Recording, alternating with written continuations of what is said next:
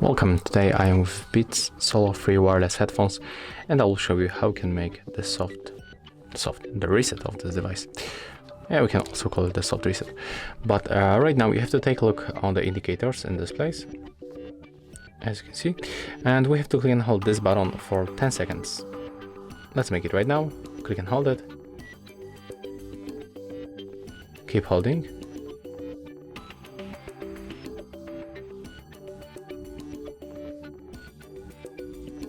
And right now we have to release that button and take a look. It will blink on the red and white color for a few times, and it means that we successfully make the hard reset of this device. Right now we are able to connect them back to our smartphone by tapping on a list, just like that.